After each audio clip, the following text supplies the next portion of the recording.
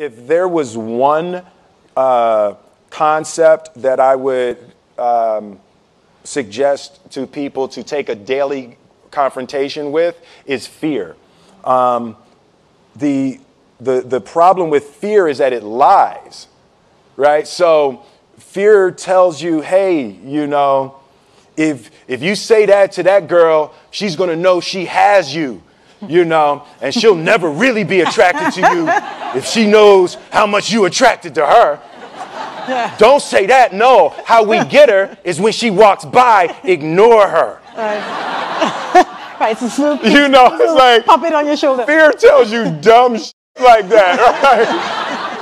You know, so you know, for me, the daily confrontation with fear has become a real practice for me since about three years ago. I went skydiving in Dubai, right? And skydiving is a really interesting confront with fear, right?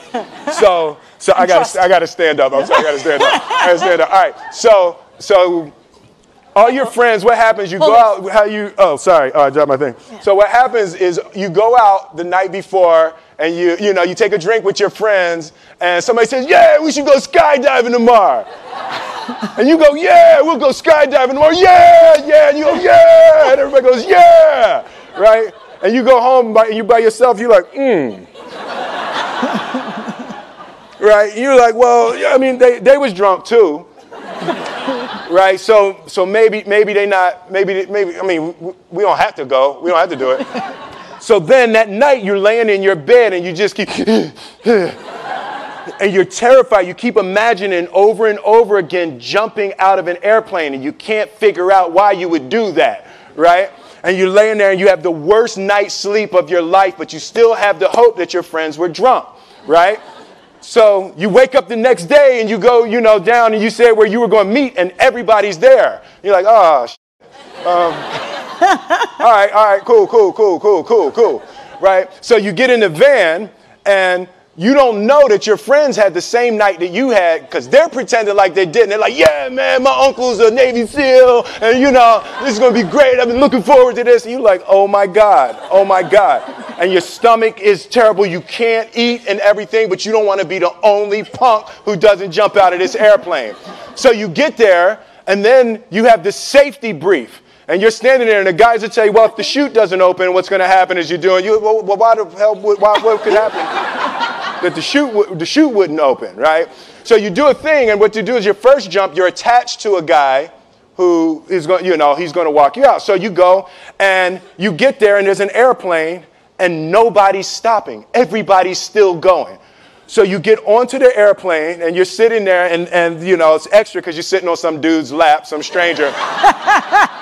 He's sitting on his lap, and it's like, you trying to make small talk. Yeah, man. So you be jumping with people all the time, huh? Right? So, and then you just want to make sure, you got kids, right? You got people you need to see, right? You just want to make sure he's serious, right? So you get in there. So everything's normal. So you fly and you go up to 14,000 feet, and you notice there's a light. It's red. And it's yellow and green, right? So right now the light's red. So then you start thinking at some point the light's going to go green, but you don't know what's going to happen, right? And you wait and it goes yellow and the light goes green and somebody opens the door. And in that moment you realize you've never been in a freaking airplane with the door open. Right? Terror. Oh, sorry, I'm spitting. Oh, sorry. No, terror. Right? So you go, and then, if you were smart, you sat in the back so you don't go first, right? And then people start going out of the airplane. And you go, and the guy walks you up to the end of the thing, and you're standing, and your toes are on the edge, and you're looking out down to death. And they say, on 3. And they say, 1, 2, and he pushes you on 2 because people grab on 3, right? Right? And you go, and you fall out of the airplane, and in 1 second, you realize that it's the most blissful experience of your life. You're flying, right? It doesn't feel like falling, right? It's like you actually are kind of held a little bit by the wind, and then you start falling, and there's zero fear. You realize that the point of maximum danger is the point of minimum fear. It's bliss. It's bliss, and you're flying, right? And you're doing that, and then 20 seconds, 25 seconds, 40 seconds, and you have enough time to just kind of be like, oh, that's that building. I like that one. Oh, you can see the ocean. Right? You start doing all of that, and the lesson for me was, why were you scared in your bed the night before? What do you need that fear for? Just don't go. Why are you scared in your bed 16 hours before you jump? Why are you scared in the car? Why could you not enjoy breakfast? What did you need that? The fear is fear of what? You're nowhere even near the airplane. Everything up to the stepping out, there's actually no reason to be scared. It only just ruins your day. You don't have to jump.